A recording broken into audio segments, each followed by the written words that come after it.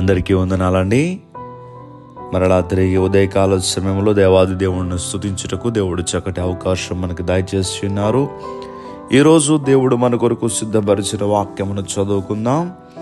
భయభక్తులు కలిగి యెహోవాను సేవించుడి.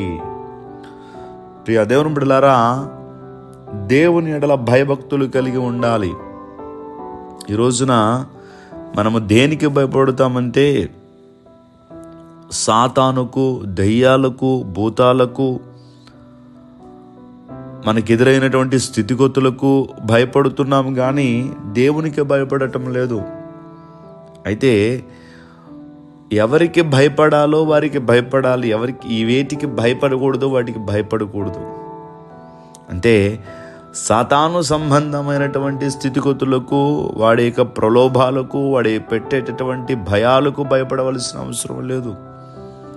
కానీ దేవునికి భయపడాలి. యెహోవా యందు భయభక్తులు కలిగి ఆయన త్రోవలయందు నడుచు వారందరూ ధన్యులు. అంటే దేవునికి భయపడుతూ ఉండాలి. ఈరోజు చదువుకున్న వాక్యము భయభక్తులు కలిగి యెహోవాను సేవించుడి. అంటే దేవుని ఎడల భయభక్తులు కలిగి దేవుణ్ణి సేవించాలి. చాలామంది భయభక్తులు లేకుండా సేవిస్తారు. అంటే అదెలా అండి అనుకోవచ్చు. అంటే దేవుని ఎడల భయభక్తులు కలిగి ప్రభువుని స్తుతించడం వేరు. ఏదో మా దేవుడే కదా, మేము నమ్ముకున్నాం, మా చిన్నప్పటి నుంచి మేము దేవునిలోనే ఉన్నాం, మాకు తెలియదేంటి అని మనము హెచ్చు మనసుతో ఆయన్ని స్తుతించకూడదు. ఆయన ప్రార్థించేటప్పుడు, ఆయన మహిమపరిచేటప్పుడు, ఆయన సేవించేటప్పుడు భయభక్తులు కలిగి ఉండాలి. పరిసయుడు, సుంకరి దేవుని మందిరానికి వెళ్ళి ప్రార్థన చేస్తున్నారండి. వారు ప్రార్థన చేస్తున్నప్పుడు పరిసయుడు నాకు అన్నీ తెలుసు కదా, నేను బాగానే చేస్తున్నాను కదా అని హెచ్చు మనసుతో ప్రార్థన చేశాడు.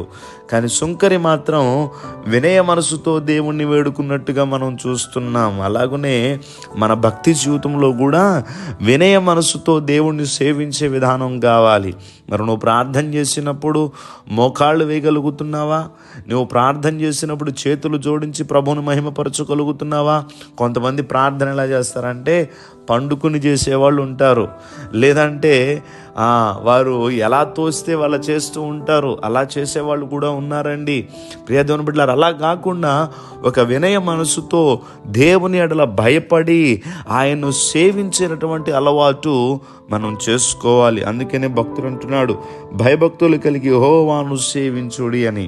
కనుక ప్రియ దేవుని బిడ్డలారా, మనము దేవుని యొక్క విషయంలో భయభక్తులు కలిగి దేవుని సేవించే వారంగా ఉందాం. ఈ మాటలు మన వెనుకడిలో దేవుడు దీవించునుగాక. దయచేసి ప్రార్థన చేసుకుందాం. సర్వాధికారైన దేవా, మీకు వందనములు. ఈరోజు నీ బిడ్డలు వారి దినచర్య ప్రారంభిస్తూ ఉంటుండగా నీ బిడ్డలకి మీరు తోడుగా ఉండండి. వారి అవసరాలు తీర్చండి. వారి ఉద్యోగములకు తోడుగా ఉండండి. వారి వ్యాపారములకు తోడుగా ఉండండి. వారి ప్రయాణములకు తోడుగా ఉండండి. వారి పనులకు తోడుగా ఉండండి. స్త్రీలుగా ఇంటి దగ్గర పని చేసుకుంటున్నప్పుడు మీకు కాపుదల దయచేయండి. విదేశాల్లో ఉన్నటువంటి బిడ్డలను జ్ఞాపకం చేసుకోండి.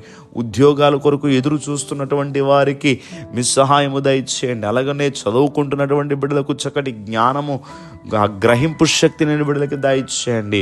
ఈ రోజంతా నీ బిడ్డలకు మీ సన్నిధి తోడుగా ఉంచి నీ బిడ్డలు చేయి పట్టుకుని మీరు నడిపించమని యేసుక్రీస్తు వారి యొక్క నామం పేరట అడిగి వేడుకుంటూ ఉన్నాం మా పరమ తండ్రి.